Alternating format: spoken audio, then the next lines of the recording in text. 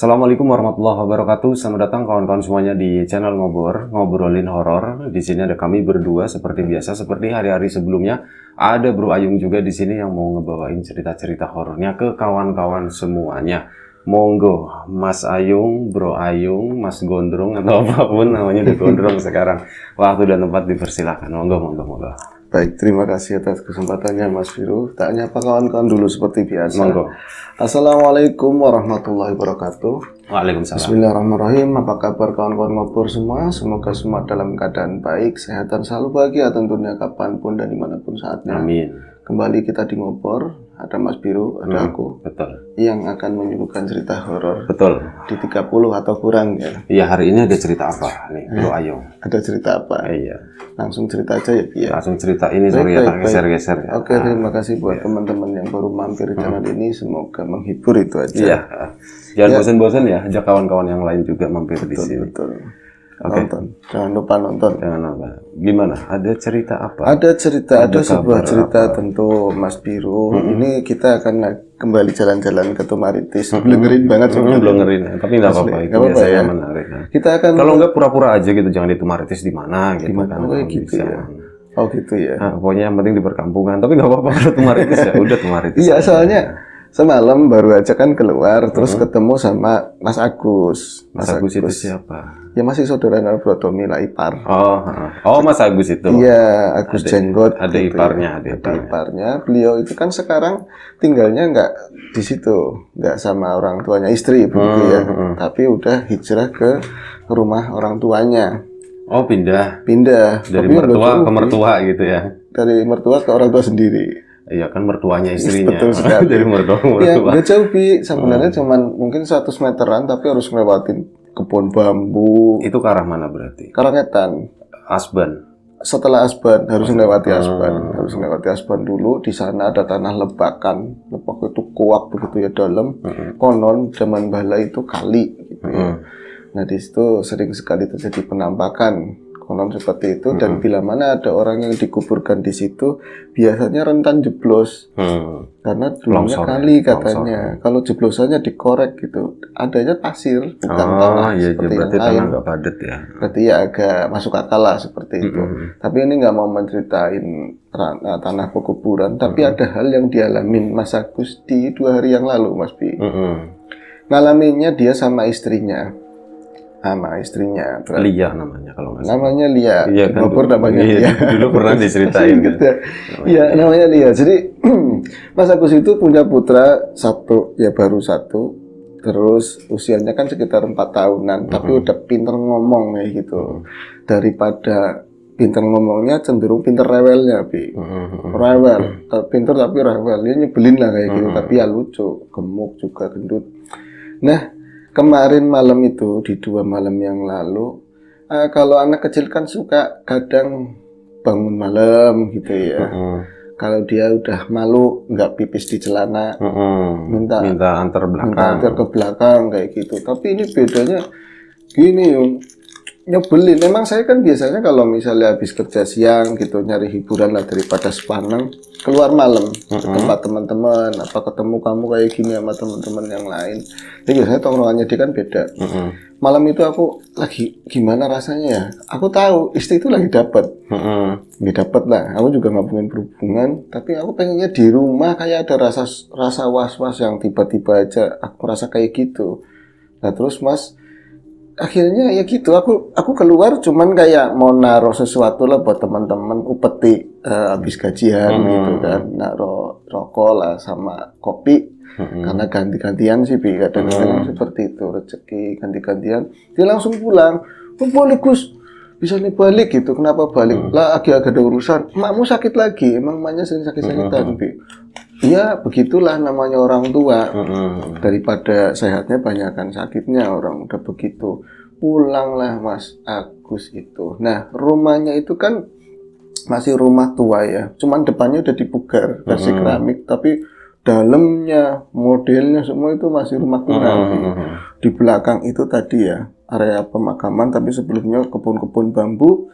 Sampingnya juga kayak gitu, dapuran-dapuran bambu yang masih lebat banget.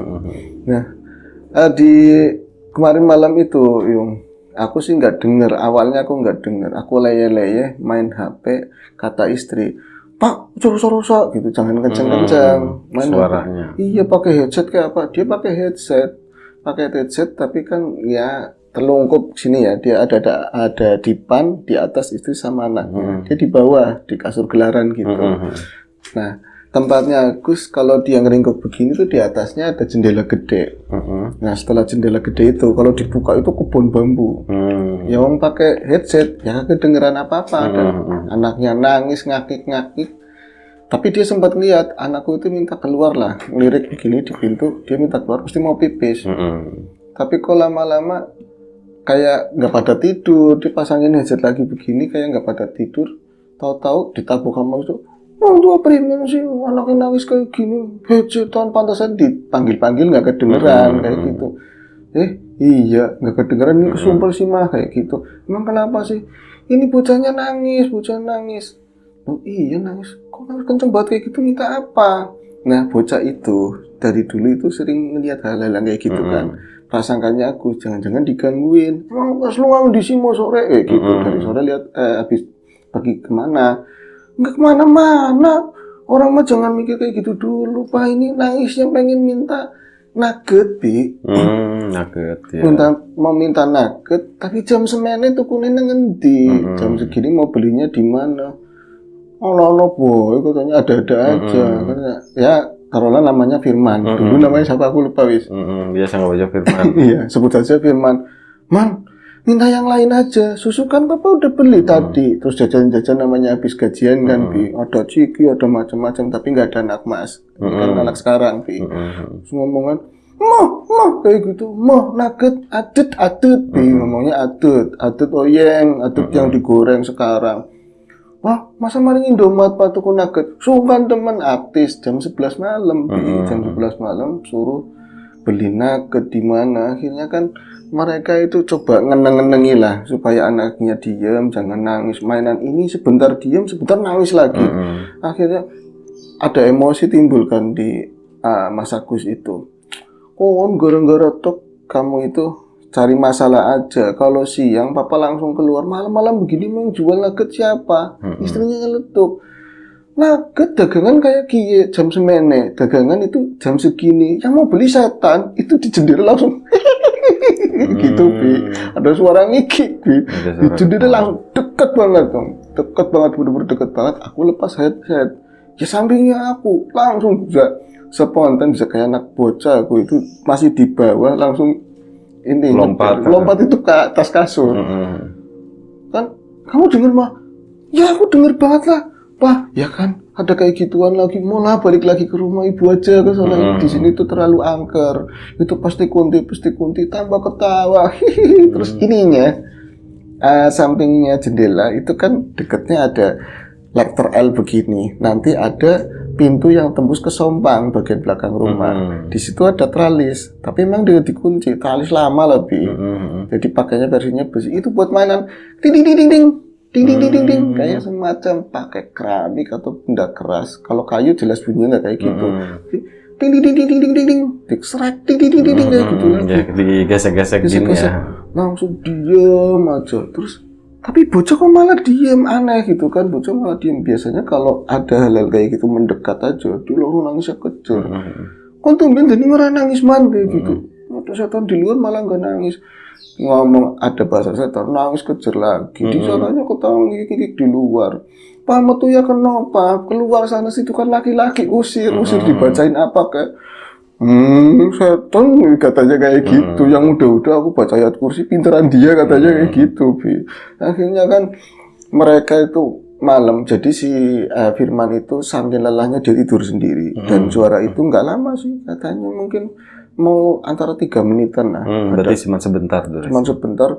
Dan lucu ya, saya sama istri mungkin sering ngalami kejadian kayak gitu. Padahal takut tapi nungguin. Penasaran, Pak. Diimpelengnya kena, diindik dia ya, nginjen gitu loh. Kan ada lubang angin di atas. Sampai naik. Oh, kalau ada apa-apa tampani ya katanya. Kalau jatuh saya gitu dorong jatuh. Kalau lubangnya segitu mau didorong pakai apaan? Ya wis itu saya naik. Ya kelihatannya kotak ya arahnya ke bambu, nggak mungkin ke Iya, bawah. soalnya tembok lama kan ini tebel. Tebel banget. Apa mah? Gak ada apa-apa, tapi aku masih khawatir pak. Sini tidurnya di atas. Mulai sesek-sesekan. Jangan-jangan mau minta kayak gitu. Apa nih sih orang lagi kayak gini darurat, apalagi saya kan dapat kayak gitu kan. Akhirnya kita itu melekkan malam itu, tapi karena lelah istri tidur jam 1:30, saya masih melek. Keluar enggak. Sebenarnya yang ketawa itu siapa? Sampai sosokan saya seakan-akan wudhu, sholat, tok manteng-mantengin gitu. Kira-kira siapa ya kayak gitu? Ya nggak bisa orang saya nggak bisa kan. Nggak kedengar suara apapun.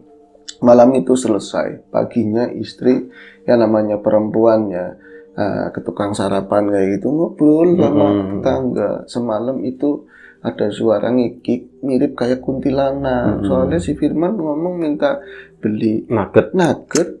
Saya bilang malam-malam jam 11 jualan nugget, mau yang beli saya ketawain nyubi. Di medeni temen kayak gitu pada kayak itu. Nah ini kalau tetangga nih ada ibu-ibu seperti situ tuh tempatnya kayak gitu loh. Wong aku lagi aku muda nyari asam yang pada jatuh. Malam-malam aja pernah diliatin ada kunti di situ. Kan yang kunti lawas kuntilawas katanya. Bukan kuntilanak ya. Katanya iya ada lagi kuntilawas beda. Iya.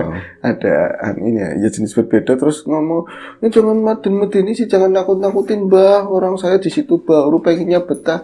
Ora apa-apa anggar wis kenal, katanya kalau udah kenal biasa aja. Terus nyelemong yang punya ini, yang layanin, "Lah Mbak, wong mau gembuyu tok kae." Gitu. Cuman ketawa doang. Waduh, kayak katanya itu. Ketawa aja udah serem, katanya cuman ketawa doang kecuali masuk. Terus ngelonin suaminya, itu baru serem. Ya juga dipikir-pikir, balik ngomong sama suaminya sebelum berangkat kerja kan. Ojo ceritakan sih mulanya, jangan ceritaan. Itu suka nambah-nambahin. Padahal Agusnya sendiri emang sering denger kayak gitu. Tuh, takut istrinya tambah. Iya, Agus kan dari kecil di situ ya. Iya. Dia dari ceritanya kuna-kuna orang dahulu kan memang tahu kan. Dan prasangkanya mesti kunti dan sejenisnya. Tapi ya jin perempuan lah seperti itu. Malam berikutnya kami nungguin. Jangan-jangan nanti ketawa lagi. Kalau enggak ngetok-ngetok mainan itu pintu talis besi. Itu saya keluar memang sebentar ke tempat teman-teman. Kan mampir ke tempat tongkrongan. Iya benar-benar situ ngasih kopi. Iya ingat aku. Itu kan situ katanya mau nyebut emak. Orang mah di rumah katanya. Emang aku pengen nungguin makhluk itu katanya. Keren banget mau nungguin makhluk. Di luar Gus. Apa-apa luar sungkan temen di dalam kamar sama istri.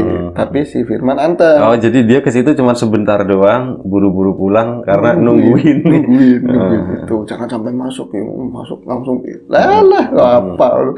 Paling nelpon ke sini bilang gitu. Iya, makanya HP kan nggak boleh lobet katanya. Pas ke sana ke rumah saya nungguin blenger banget hampir jam ya 9:30 udah sampai rumah. Tanya sama istrinya, "Mah, wis kembuyu," katanya. Udah ketawa. Enggak, katanya. Enggak, saya nggak tahu. Kok nggak tahu? Headsetan sih Pak. Takut suaminya belum mulai jadi dipakai terus. Iya, bisa nemen yakin katanya bisa nemen. Udah, sekarang nggak usah headsetan, kita tungguin. Tapi kan katanya teman-teman kalau ditungguin, dipikirin muncul. Tanggung daripada menghantui terus, mendingan kelihatan atau apa kan kita jadi tutup. Lagi ngomong kayak gitu. Ada suara kruk kayak gitu. Ayam kayak ayam babon ya. Kruk kayak gitu terus pik. Pak gue ngiringannya jendela maning di samping jendela. Kunti wis kunti. Kunti masa nyamarnya kayak gitu. Kunti kan nyamarnya ayam sih ayam, tapi enggak babon sama anaknya. Itu mah ayam ngiring punyanya emak belum dimasukin. Padahal aku sendiri udah takut. Bentar lagi ketawa. Lagi didamain aku akhirnya duduknya paling jauh dari jendela. Anak yang paling deket jendela. Halil, bocah lengingkar. Anaknya ditaruh di bawah, mau dicawuk, katanya ntar diambil. Nah, tanggung sudi. Akhirnya kan dia paling jauh di tembok gitu ya, nyender sama istrinya pegangan berdua. HP-an pura-puraan Aku kembuyu primen. Katanya mau nungguin. Mula baru dengar suara krakuk itu udah takut banget, pintunya di takuk. Ada iramanya yung. Pintu jendela. Daun jendela. Jangan dimainin takuk. Terus itu kan kalau jendela dulu udah gede, ada rem-rem yang begini-begini kayunya. Itu kayak dari bawah. terus ke bawah lagi, kan beda suaranya. Angin-angin jendela Angin-angin ya. jendela kayak gituin, dan kelihatan Bi dari dalam itu tangannya bener-bener kayak gitu. Maksudnya kelihatan ada tangan yang jalan, ada, tapi bener-bener tangan putih yang nggak tahu lah, nggak jelas orang di luar di situ kan nggak ada ini, nggak ada lampu. Akhirnya aku cuman pakai apa ya, samplong bayar kena samplong pakai ciki Bi, jendelanya. Aja medeni malu kayak gitu. Setan apa sih kon? Setan sana pergi. Setan model apa sih? Beraninya gangguin kita kayak gitu. Gangguin sono siapa aja gitu kan. Akhirnya itu tetap dimainin krak. Ah, jangan-jangan gembuyu, jangan-jangan ketawa lagi, ketawa ngikik banget, bidan panjang, panjang terus kayak nyem kayak makan sesuatu kayak gitu. Pak, jangan-jangan mangan ari-ari. Wah, prasangkanya kemana-mana. Soalnya tetangganya ada dukun bayi, ada yang lahirin juga. Jangan-jangan mangan ari-ari, Pak. Iya, lo kan metu sih, Pak, metu sana keluar. Akhirnya emaknya yang memang sakit jalannya susah. Anak, apa sih rame-rame? Daripada turu wis bengi, padahal itu jam tengah 10-an.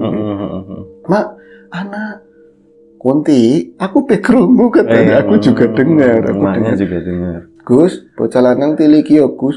Sampai maning katanya suruh niliki, suruh keluar. Akhirnya aku pertama kali dalam hidup tak berani-beraniin. Saya keluar, tapi tak pikirin trek kalau lari yang paling cepat masuk itu lewat mana. Ya lewat belakang, Bi. Lewat belakang Tralis itu tadi. Iya, tralis itu. Terus tralis kan ada setan. Setan nembus ya, Yung. Aku nggak pikirin begitu. Setan kan loncatnya susah kayak gitu loh. Pikirnya kayak gitu. Pas tak perhatiin kayak gini, jadi masih ketawa, ada suara nyanyem kayak gitu, kayak lagi makan sesuatu. Saya itu buka pintu langsung tok brel. Kalau pelan-pelan takut. Jendelanya yang dibuka. Bukan, pintu tangkep modelnya. Pintu di mana, depan atau belakang? samping itu yang samping, dekat tetralis. Dibukanya versi 2 begini, pintu kuna. Kan slot doang. Raimu digituin, Bi. Nggak ada apa-apa, tapi aku melihat memang ada sesuatu yang berceceran. Itu warnanya cuman karena gelap banget ya, ada nyenyeh kayak mungkin aku mikirnya udah darah. Darah jadi batin gelemok gitu loh, basah-basah. Terus kesananya tanah kan udah musim hujan kan udah hilang ya, karena hilang kesananya nggak ada tapakan, nggak kelihatan ada tapakan atau enggak, tapi kesana kebun, ke arah wetan kebun ada rumah orang lain ya, rumah tetangga, itu dari lampunya kelihatan ada sesuatu yang berkelebat saat gitu dari pohon dapuran bambu ke pohon nangka. Modelnya yang duduk kunti katanya bukan kunti.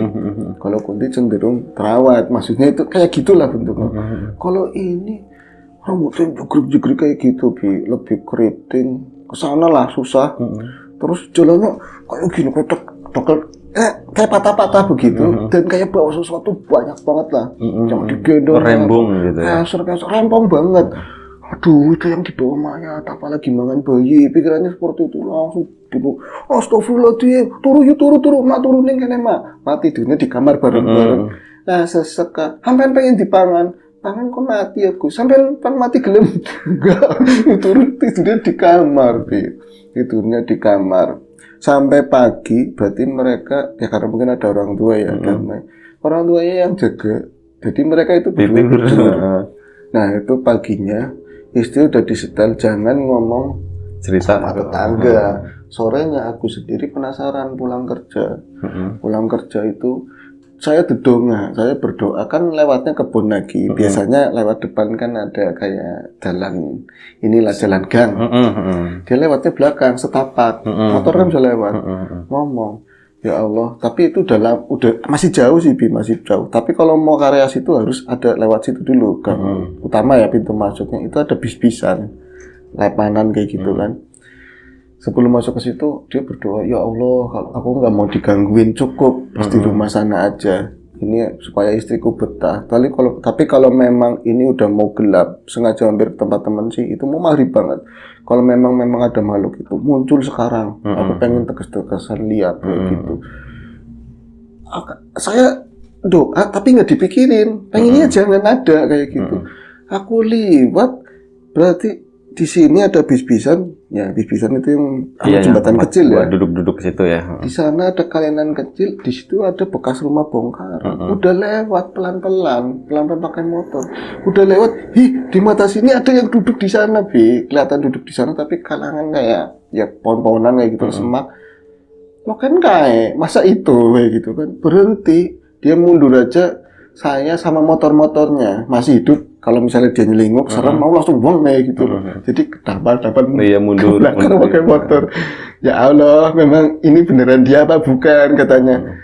Hei makhluk, setan, sampean sing medeni aku karo bojone apa duduk? Kamu yang nakut-nakutin keluargaku bukan. Ketawanya persis bi kayak gitu. Nah jelas ki ya, nggak ngeliat lagi, langsung sono nyampe ngepot orang bekas hujan kan, kayak gitu. Malamnya saya pokoknya sama anak-anak, teman-temannya di tongkrongan, dimodalin remian kape depan rumah gitu, dimodalin. Saya juga begadang, tapi memang Pak mau kerja. Jam 12 bubar. Kata Pak rugi tok Pak. Jadi kayak gitu kan seperti istrinya ya. Ngomong istri itu cuma rugi doang. Kalau mau nungguin ya sampai pagi. Itu masuk juga kayak kemarin lagi. Iya ya. Bocah-bocah asem katanya seperti itu. Tadi ngomong sih Mak katanya ada yang nyampe pagi tidur di rumahmu boleh Gus. Boleh kayak gitu. Tapi ya bohong semua pada pulang.